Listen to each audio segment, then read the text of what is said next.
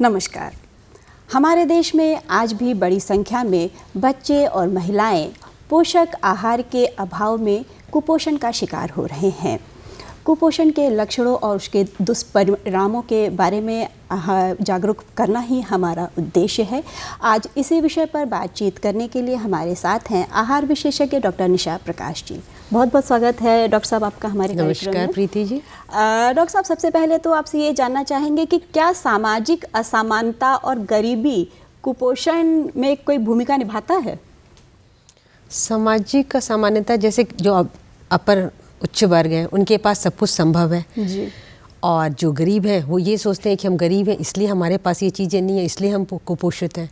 तो इसमें लोगों में उसके बावजूद जागरूकता की ज़रूरत है कि जिनके जो गरीब हैं हो सकता है उनके पास भी बहुत सी ऐसी चीज़ें हैं जो उपस्थित हों, उपलब्ध हों। जैसे कि मूंग है, हरा मूंग, जिसमें कि ऑलमोस्ट सभी प्रकार के न्यूट्रिशन पाए जाते हैं। तो अगर वो अपने रोज़ के खाने में उपलब्ध करा सकें, और जो उच्च वर्ग के लोग हैं अगर वो चाहते हैं कि हमारी जैसे जो सुविधाएं मेरे पास है भगवान ने उनको दिया है, तो वो गरीबों को उस तरह की चीज़ें ज़्यादा दे जो उनको कुपोषित ना रखे।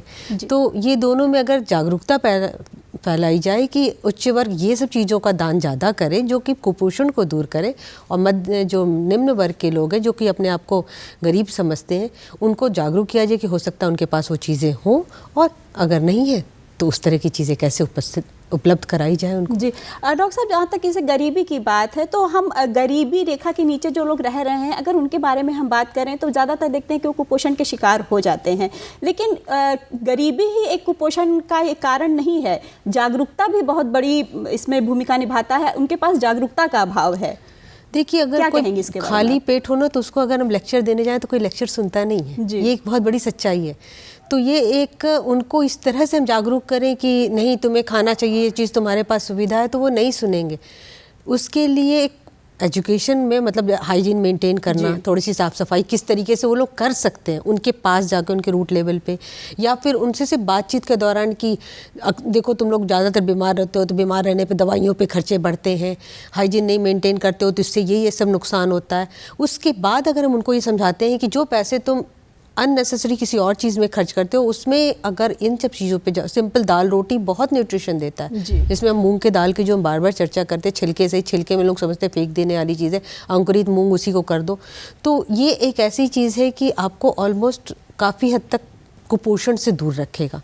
तो उनके साथ उनको जागरूक करने के लिए एक ऐसा माहौल क्रिएट करना ज़रूरी है कि वो इस मानसिकता से दूर हो पहले तो, और हो सकता है वो भी कर लें। जैसे नीम के पत्ते आपको फ्री में मिलते हैं, सनलाइट जो D3 आजकल बहुत कॉमन विटामिन डी की डिफिशिएंसी कहा जा रहा है वो उनको फ्री में मिलता है। तो ये सारी चीज़ें जो उनको फ्री में मिलता है जो भगवान के दिए हुए, उन सबों का यूज़ करना सीखें, पानी का यूज़ करना सीखें, सफाई में यूज़ करना सीखें, तो हाइजीन मेंटेन होगा।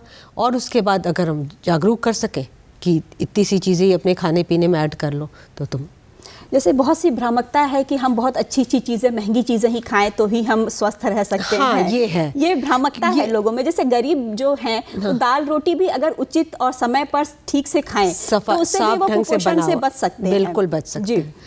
आपने बहुत सही कहा कि उनके मन में ये भ्रम इसलिए ना कि वो जो बड़े लोगों को देखते हैं तो सोचते हैं कि उनके पास एक लाइफ स्टाइल है, उनका स्किन ऐसा है, उनका ये ऐसा। एक्चुअल बात ये नहीं है। वो अच्छे खाने को सही ढंग से तुरंत खाना, ताज़ा बना सही समय पर।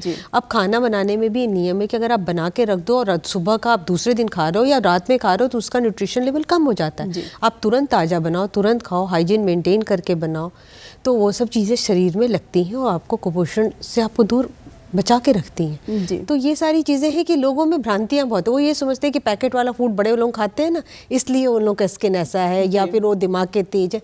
रीज़न वो नहीं होता। सही सच्चाई है कि जागरूकता की बहुत ज़रूरत है हमारे समाज को।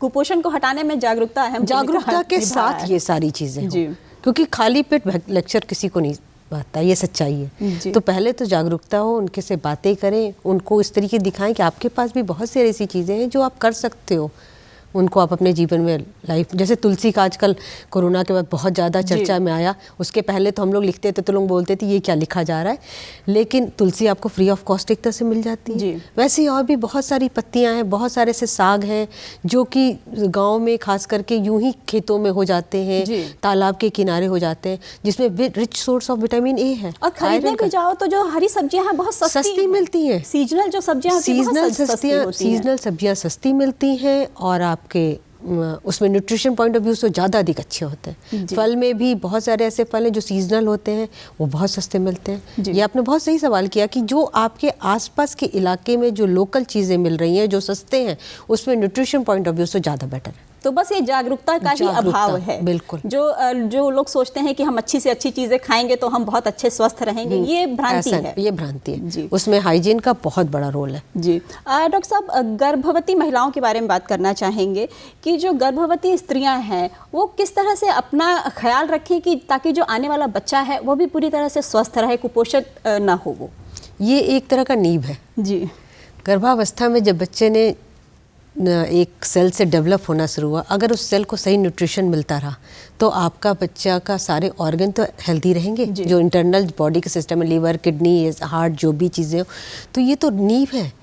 और उस समय अक्सर हमारे समाज में हमने देखा है कि गर्भावस्था का मतलब लोग समझते हैं कि बस माँ कितना अधिक खाना खाए, क्या खा रही है वो नहीं देखना है, मतलब कितना घी दे सकते हैं, कितनी रोटियाँ दे सकते हैं, कितने चावल दे सकते हैं, उस पर ज़्यादा जोर होने लगता है। ये आपका हम इसकी बात करेंगे, अगर गरीब तबके के हैं, और अगर अमीर है तो वो कितना अधिक घी दे सकते हैं, कितना अधिक कैलोरी, मतलब शुगर की चीज़ें या बादाम या ड्राई फ्रूट, इसकी ज़रूरत नहीं होती। एक संतुलित आहार, एक संतुलित, हाँ मानते हैं उस वक्त कई चीज़ें, आयरन की क्वांटिटी डबल कर दी जाती है, आपकी कैल्शियम डबल की रिक्वायरमेंट होती है, साथ में आपके कार्बोहाइड्रेट जो कैलोरीज जिसको हम लोग बोलते हैं उसकी रिक्वायरमेंट आपकी जो नॉर्मल है उससे ज़्यादा होती है। इस तरीके से ज़्यादा होती है, लेकिन इतनी भी अधिक नहीं होती है कि वो ओवर हो जाए। बैलेंस न्यूट्रिशन, जैसे कार्बोहाइड्रेट 600 कैलोरीज प्लस हो, प्रोटीन का अगर डबल हो, फैट परसेंटेज 25 ग्राम से अधिक ना हो, ये सब चीज़ों का ध्यान रखते हुए अगर आप बच्चे को न्यूट्रिशन देते हो तो बच्चे, माँ को सही न्यूट्रिशन मिल रहा है, बच्चा वही उसको बॉडी उसकी ऑब्जॉर्व कर रही है। तो आपसे ये जानना चाहेंगे कि गर्भवती स्त्री को कितने आहार कितने टाइम पर और क्या क्या लेना चाहिए? देखिए, गर्भावस्था में हर 2 घंटे पे देना चाहिए, लेकिन उसमें हर 2 घंटे पे हर वक्त हैवी मील नहीं। पहला मील अगर आपने हैवी, अगर बॉडी हर किसी की अलग अलग कैपेसिटी होती है, तो अगर आपने हैवी लिया तो नेक्स्ट आपको लाइट लेना है। तो ये एक हैवी एक लाइट, एक हैवी एक लाइट। एक लाइट का मतलब है जिसमें कि आपके फ्रूट्स हों, जूस हों, आपके इस तरह की चीज़ें हों ज़्यादा।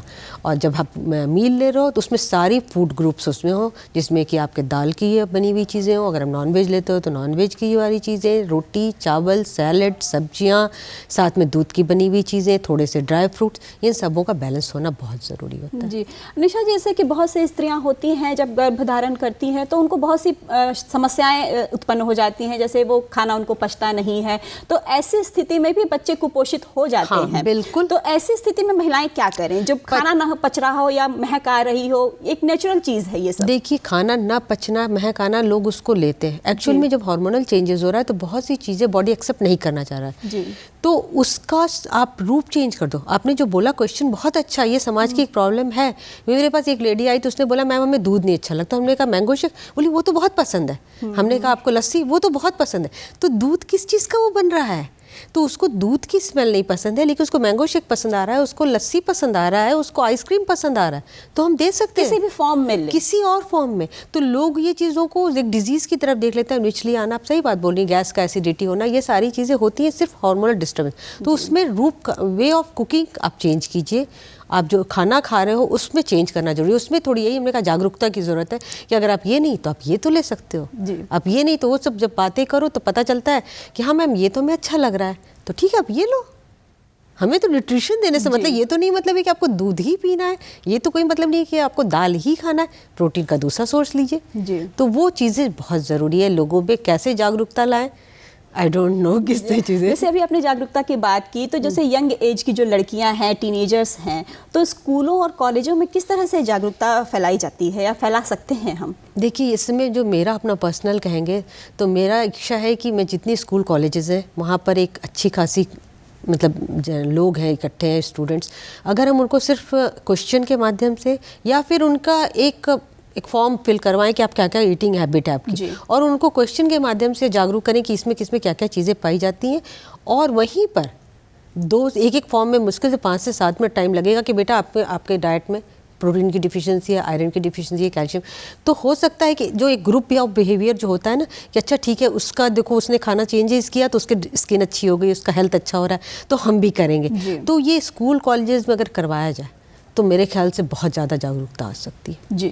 और जो लड़कियां, यंग लड़कियां हैं, वो आजकल फास्ट फूड की तरफ भाग रही हैं, अपना शरीर है उस पर ध्यान ना दे के ज़ीरो फिगर बनाने के पीछे पड़ी हुई हैं और खाने को एकदम दरकिनार कर देती हैं। तो ऐसी स्थिति में क्या करें, और जो अगर किसी को ऐसी परेशानी हो जाए तो उससे कैसे बचें? फास्ट फूड का कल्चर है आजकल। जी। फास्ट फूड आपको नुकसान करता है क्योंकि उसमें न्यूट्रिशन पॉइंट ऑफ व्यू से वो पूरी तरह से नहीं रहता, मैदे की बनी हुई चीज़ें रहती हैं और कई ऐसी चीज़ें वो लोग इस्तेमाल करते हैं, इसलिए फास्ट फूड मना किया जाता है। लेकिन अगर हम उनको ये जागरूकता दिखाएं कि बेटा अगर आप नहीं खा रहे हो, जैसे टीनेजर एज की जो लड़कियां उनको आयरन एंड कैल्शियम की रिक्वायरमेंट ज़्यादा होती है, तो आप उनकी ही फैमिली के लोगों को दिखाओ कि आपके घर में जो आपके ओल्ड एज की 35-45 है उनको किस तरह की प्रॉब्लम आ रही है। तो ज़्यादातर लोगों को कमर की दर्द या एड़ी दर्द या इस तरह की प्रॉब्लम्स देखने को मिलती है। तो इसकी शुरुआत तो आपके समय से हो जा रही है बेटा। आपने आज नहीं लिया, आपके सेल को न्यूट्रिशन नहीं मिला, वो न्यूट्रिशन नहीं मिला तो आपका सेल वीक हुआ। आफ्टर 10 ईयर्स, आफ्टर 15 ईयर्स वो सेल जब वीक हो चुका है तो अपना काम प्रॉपर ढंग से कर नहीं रहा है और वीक होते जा रहा है। तो आप जो है फास्ट फूड खाना चाहते हो, ठीक है वीक में 1 दिन खाओ, 2 दिन खाओ, लेकिन बाकी दिन तो जो आप न्यूट्रिशन आपके घर के लिए जो रिक्वायरमेंट है बेसिक, वो चीज़ें ज़रूर लो, नहीं तो इसका परिणाम आपको ही देखना है आफ्टर 10 to 15 ईयर्स। तो इस तरह से करके कोशिश की जा सकती है कि बच्चों में, और आजकल के नए जनरेशन थोड़े जागरूक हो रहे हैं क्योंकि नेट का ज़माना है, तो ये चीज़ें करना चाहिए, बहुत ज़रूरी है समाज में करना। जी। बच्चों की अगर हम बात करें, जो छोटे बच्चे, नवजात बच्चे से लेकर अगर हम 5 से 10 साल तक के बच्चों की बात करें, तो वो खाने पीने में थोड़ा झिझक करते हैं, उनको ये अच्छा नहीं लगता है, उनको वो अच्छा नहीं लगता है, तो माताएं बहुत परेशान हो जाती हैं। तो कुपोषण का शिकार भी बहुत से बच्चे इसी कारण से हो रहे हैं, तो उनके लिए क्या करें, किस तरह का आहार उनको आप प्रिस्क्राइब करेंगी? आपने बहुत सही सवाल किया, और ये सबसे इम्पॉर्टेंट पीरियड होता है। एक तो गर्भावस्था में जिसमें माँ को देना है, दूसरा जब बच्चा फर्स्ट 1 साल से शुरुआत होती है, जब ऊपरी हम भोजन देना शुरू करते हैं, जो फर्स्ट 1000 डे की चर्चाएं हो रही हैं, 5 साल की उम्र की चर्चाएं हो रही हैं, उस समय लोगों को डाइट, बच्चों को कैसे खिलाना चाहिए, बच्चे कुछ नहीं जानते हैं। अगर आप चाइनीज़ की बच्चे हो तो चाइनीज़ टेस्ट जानते हैं, जापानीज़ हो तो जापानीज़ है, हमारे इंडिया के हैं तो इंडिया का टेस्ट जानते हैं। उस समय बच्चों का टेस्ट बड डेवलप करना बहुत ज़रूरी होता है। उस टेस्ट बड डेवलप करने का एक तरीका होता है, उस तरीके से अगर बच्चे को हमने टेस्ट बड करवाया है, क्योंकि हम कई स्कूलों से जुड़े हैं, छोटे जो प्ले ग्रुप स्कूल के हैं, तो हमने उस तरीके से बच्चों पर ट्राई करवाया और ये रियली देखा कि साल भर बाद पेरेंट्स कहते हैं कि मैम मेरा बच्चा सब कुछ खा रहा है करेला छोड़ करके। तो लगा कि बच्चों को अगर माँ बाप को सही ढंग से गाइड किया जाए कि आप अपने बच्चों को कैसे टेस्ट बड डेवलप कराएं, तो वो सारी चीज़ें खा सकते हैं। माँ बाप जनरली वो पाउडर वाली चीज़ें स्टार्ट कर देते हैं, सोचते हैं न्यूट्रिशन देते हैं, नहीं, टेस्ट बड का डेवलप करना first 1000 day it's most important. मतलब ये पूरे ऑल ओवर वर्ल्ड में इस बात की चर्चा है कि फर्स्ट 1000 डे में अगर आपने बच्चों को सही न्यूट्रिशन दे दिया तो हो सकता है आपके बच्चे आगे चल के जो आजकल लाइफस्टाइल डिजीज़ हो रही हैं, आपके डायबिटिक हो या हार्ट के हो या इस तरह की, इनसे हम प्रोटेक्ट कर सकें। स्तनपान कराना है कितना लाभदायक होता है? फ़ायदा तो होता ही है क्योंकि जो उसमें हार्मोन्स होते हैं वो बच्चे की इम्यूनिटी को स्ट्रॉन्ग करने में हेल्प करता है। कि बहुत सी स्त्रियां होती हैं, महिलाएं हैं, वो नहीं करा पाती हैं, किसी कारणवश नहीं कराना चाहती हैं। देखिए वो तो एक डिफरेंट मैटर है जी। ऐसे स्थिति में जो बच्चे को किस तरह से न्यूट्रिशन मिले उस समय, तो फिर जब आप ऊपर से दे रहे हो तो पूरे न्यूट्रिशन का आप ध्यान रखो जी, जो भी आजकल मार्केट्स में है, जब तक मिल्क पे बेस्ड है तब तक वो सारी चीज़ें तो देना ज़रूरी है, लेकिन 4 महीने के बाद जब हम ऊपर से दे रहे हैं तो फिर नेचुरल फॉर्म में, जैसे शुरू में एकदम लिक्विड कहा जाता है, जैसे दाल का पानी या फ्रूट जूस है, इस तरह की चीज़ें, फिर 4 से 8 महीने के बाद आप सेमी सॉलिड चीज़ें स्टार्ट करें। लेकिन जब दें तो उसमें इस चीज़ का ज़रूर ध्यान रखें कि प्रोटीन, कार्बोहाइड्रेट, फैट, मिनरल्स, ये सारी चीज़ें उसमें हो रही हैं कि नहीं हो रही हैं, इन सब को ध्यान करते हुए, जैसे पनीर है उसमें थोड़ा सा फ्रूट्स कभी कभी मैश कर दीजिए, कभी वेजिटेबल मैश कर दिए, थोड़ा सा पनीर बटर डाल दिए, तो ऑलमोस्ट सभी उसको न्यूट्रिशन मिल रहा है। उस तरह की ईटिंग हैबिट की। तो ये हम कह सकते हैं डॉक्टर साहब कि कुपोषण से बचने के लिए हमारे आसपास की जो चीज़ें हैं, मौसमी फल हैं, सब्जियां हैं, अगर उनको हम सही समय पर और सही तरीके से स्वच्छता से खाएं तो हम कुपोषण से अपने आप को भी बचा सकते हैं, अपने परिवार को भी बचा सकते हैं। इसलिए जागरूकता बहुत ज़्यादा ज़रूरी है। डॉक्टर साहब आप यहाँ आई और इतनी अच्छी जानकारी हमारे दर्शकों को दी, इसके लिए बहुत बहुत धन्यवाद आपका। Thank you.